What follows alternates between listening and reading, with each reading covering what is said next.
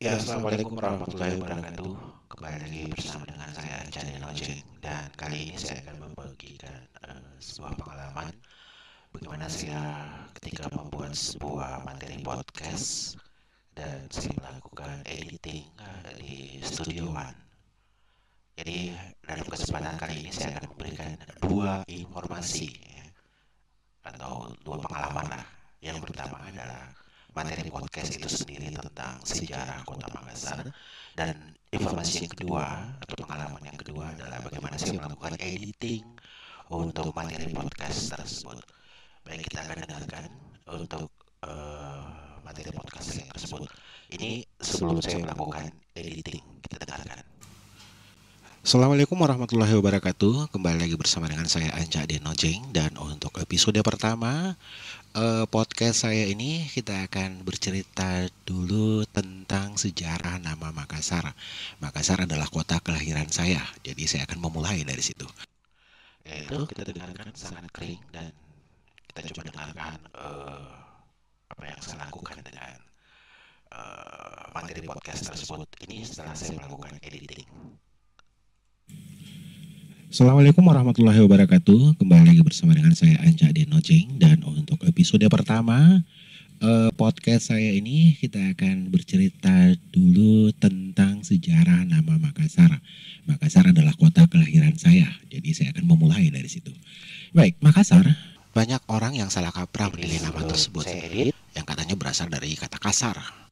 Padahal, sejarah penamaan ibu kota Provinsi Sulawesi Selatan ini sangat bernuansa Islami. Oke, bagaimana saya melakukan hal tersebut? Dan untuk tidak berlama-lama, saya akan memberikan caranya. Jadi, teman-teman cukup melihat saja apa yang saya lakukan di layar ini, apa saya lakukan ini, editing dan plugin-plugin apa yang saya masukkan ke dalamnya. Tanpa mengganggu informasi yang saya berikan melalui podcast tentang sejarah Kota Makassar. Oke, kita mulai. Assalamualaikum warahmatullahi wabarakatuh. Kembali lagi bersama dengan saya Anja Denojeng, dan untuk episode pertama podcast saya ini kita akan bercerita dulu tentang sejarah nama Makassar. Makassar adalah kota kelahiran saya, jadi saya akan memulai dari situ. Baik, Makassar.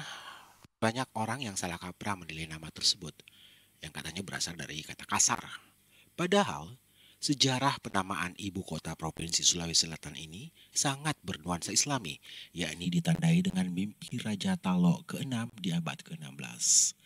Dalam catatan sejarah Kerajaan Goa Talo, diceritakan Raja Talo ke-6 Mangkubumi Kerajaan Goa, I Malingka Andai Manyori Kareng Katangka bermimpi melihat cahaya bersinar dari Talo ke segala penjuru kerajaan dan negeri sekitarnya. Mimpi itu ia bawa selama 3 hari berturut-turut.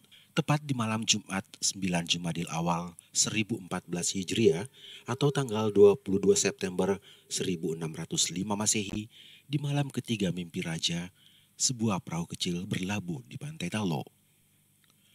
Warga keheranan melihat sosok pria berjubah putih di atas perahu tersebut. Pria itu lalu menambatkan perahunya, lalu melakukan gerakan-gerakan yang asing dipandang warga. Belakangan, raja mengetahui bahwa itu adalah gerakan-gerakan sholat. Di malam yang gelap gulita, tubuh pria yang memancarkan cahaya menyilaukan itu ke segala penjuru arah. Hal itu membuat warga gempar dan menyampaikan ke Raja Talo tentang sosok misterius tersebut. Mendengar hal tersebut, raja pun bergegas ke bibir pantai Talo. Belum sempat keluar dari istana, sosok pria itu tiba-tiba muncul di hadapan raja, tepat di depan gerbang. Raja pun sontak kaget dan melihat wajah pria itu sangat teduh. Tubuhnya memancarkan kilau cahaya. Pria yang misterius itu kemudian menjabat tangan raja yang masih kaku melihat sosoknya. Usai berjabat tangan, di tangan Raja Talo tiba-tiba bertuliskan bahasa Arab yang ia tak tahu artinya. Orang tua itu lalu meminta agar tulisan tersebut diperlihatkan pada lelaki yang sebentar lagi akan merapat di pantai. Belum sempat berkata-kata, pria itu menghilang seketika. Raja pun bergegas ke pantai Talo mengikuti arahnya. Dan benar, seorang pria baru saja berlabuh di pantai. Raja pun langsung mendatangi tamu tersebut. Pria itu bernama Datuk Ribandang, ulama penyebar Islam asal Koto Tengah, Minangkabau. Raja Talo lalu memperlihatkan tulisan Arab yang tertulis di telapak tangannya. Datuk pun menjatuh bahwa itu adalah 2 kalimat syahadat. Raja pun menjadi takjub. Kedatangan Datuk memang untuk mengajak Raja Talo agar menerima ajaran Islam. Pertemuan kedua tokoh ini pun menjadi cikal bakal penyebaran agama Islam di Sulawesi Selatan. Raja Talo menerima ajaran Islam dan berganti nama menjadi Sultan Abdullah Awaluddin Awalul Islam Kareng Talo Tumenanga di Agamana. Agama Islam pun menjadi agama resmi kerajaan. Kisah inilah yang menjadi awal mula nama Makassar. Diambil dari kata Makassar, akasaraki, atau menampakkan diri. Hal itu berdasarkan pengalaman munculnya sosok bercahaya di pantai. Pengalaman penampakan cahaya putih itulah yang disebut akasaraki. Kisah ini membekas kendati menjadi awal penerimaan Islam di masyarakat kerajaan di kala itu. Dari berbagai sumber catatan-catatan Portugis di abad ke-17, Makassar dikenal sebagai pusat kota kerajaan Goa Talo. Meski sempat berganti nama menjadi Ujung Pandang, namun pemerintah bersepakat mengembalikan nama Makassar karena punya akar histori yang kuat. Apa yang dimimpikan Raja Talo pun jadi kenyataan.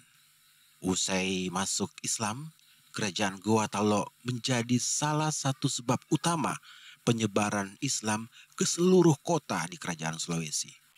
Kerajaan Talo menjadi salah satu sebab utama penyebaran Islam ke penjuru kota dan kerajaan di Sulawesi. Cahaya Islam menyebar cepat hingga saat ini dapat dirasakan. Islam merupakan agama mayoritas di Sulawesi Selatan. Sementara Datuk Ribandang bersama dia saudaranya Datuk Ritiro dan Datuk Sulaiman tercatat dalam sejarah sebagai ulama yang berpengaruh besar menyebarkan Islam di Sulawesi Selatan hingga akhir hayatnya. Datuk Ribandang tak pulang lagi ke Minangkabau. Datuk Ribandang wafat di kota Makassar. Makamnya terletak di Jalan Sinasara, Kalukubo 2, Kecamatan Talo, Kota Makassar. Ya, itulah sekelumit tentang sejarah kota Makassar, atau tepatnya asal usul kata Makassar. Jadi intinya adalah bahwa Makassar itu tidak seperti anggapan kebanyakan orang bahwa Makassar itu artinya kasar gitu. Padahal setelah kita mendengarkan uraian saya tadi, bahwa Makassar berasal dari kata akasaraki. Akasaraki itu menampakkan gitu, menampakkan diri.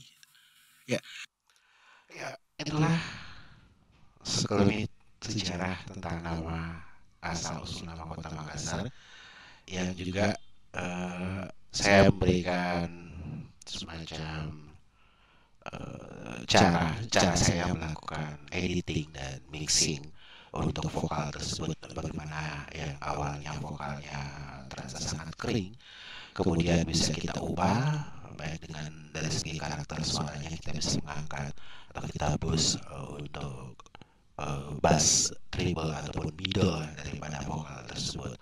Ya, mudah-mudahan saja apa yang saya berikan ini bisa bermanfaat untuk teman-teman. Mohon maaf kalau ada kata-kata saya yang salah. Dan ya, satu lagi saya ingin berikannya bahwa untuk vokal ini secara live pun kita bisa melakukan editing ataupun live, bagaimana kita merubah suara kita atau memberikan efek suara kita. Seperti sekarang suara ini, saya coba memberikan efek dengan misalnya saya berikan untuk efek room reverb, kan kedengaran. Jadi suara saya bisa saya tambah untuk roomnya atau room reverbnya seperti ini. Jadi ya, suatu ketika mungkin saya akan melakukan live performance dengan bernyanyi atau bermain gitar dan lain sebagainya. Ya, sebagai tambahan saja. Sekali lagi terima kasih banyak, saya Anjani Nonjeng. Mudah-mudahan kita semua sehat-sehat, dan sekali lagi apa yang saya berikan ini hanya berdasarkan pengalaman pribadi saya. Terima kasih banyak sekali lagi. Selamat beraktivitas. Assalamualaikum warahmatullahi wabarakatuh.